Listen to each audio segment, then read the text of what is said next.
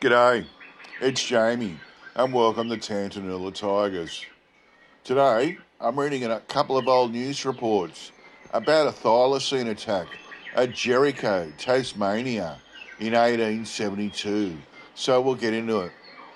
This first article was published in Hobart's The Mercury on Wednesday the 8th of May 1872, titled Attacked by a Tiger. A correspondent from Jericho informing us that on Saturday last, Mr. James Jones was proceeding along the road towards the lakes, and when on a run known as the Pool Marsh, he was attacked by a large tiger which came out of the scrub.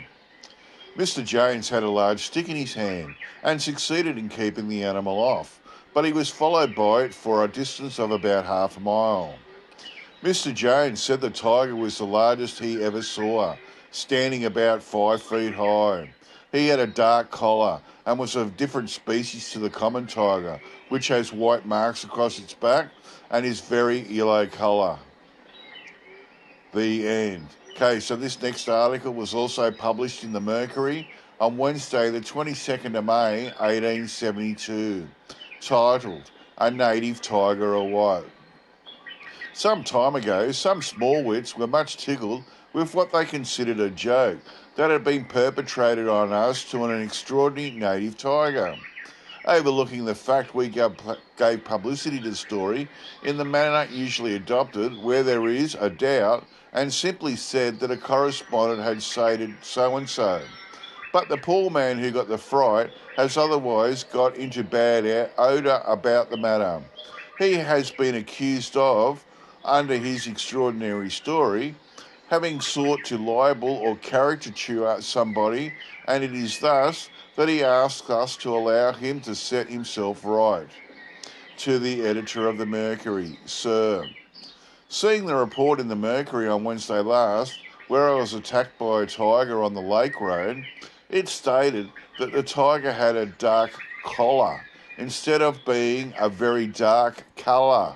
And it also states his back was a very yellow collar instead of a very yellow colour. The tiger I saw is a different species to the common tiger, twice as large and a very dark colour.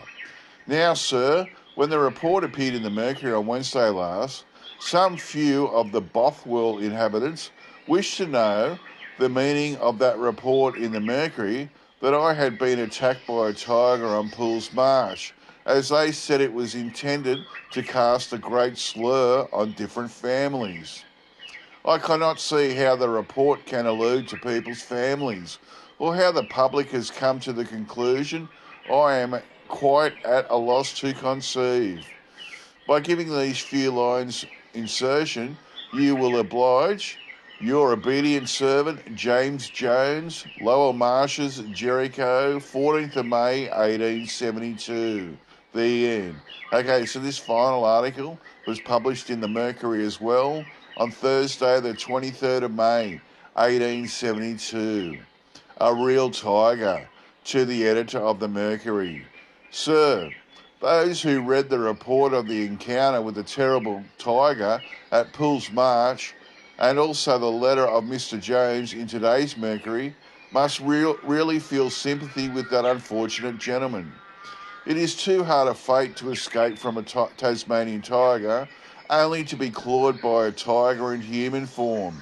It seems that one or two of the residents near Pool's Marsh found Mr. Jones' description of the beast to bear so strong a resemblance to one of themselves that they had no hesitation in implying it and deeming it a personal insult. There is something in this once instructive and amusing, but it is unfair to blame Mr. Jones for a resemblance which could have only have been found out by a guilty conscience.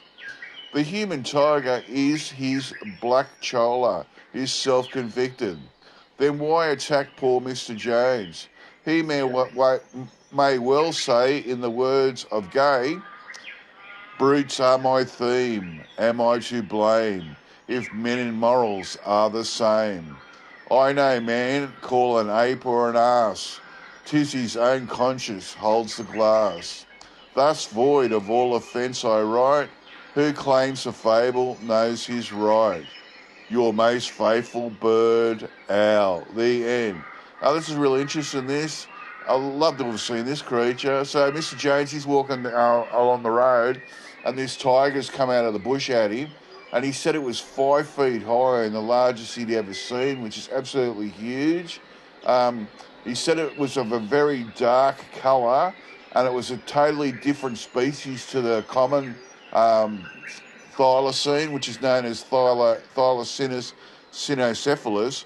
And I'm curious to know, was it, because it was such a big one and it was a real dark colour, was it a Thylacinus potens or something else? It's really interesting because it's, by the sound of it, it's definitely not the common thylacine that we all know.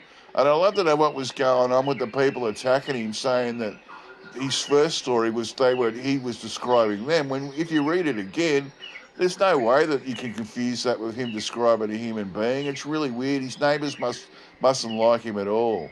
Okay, that's it from me. I'll get back to you all next time. Bye.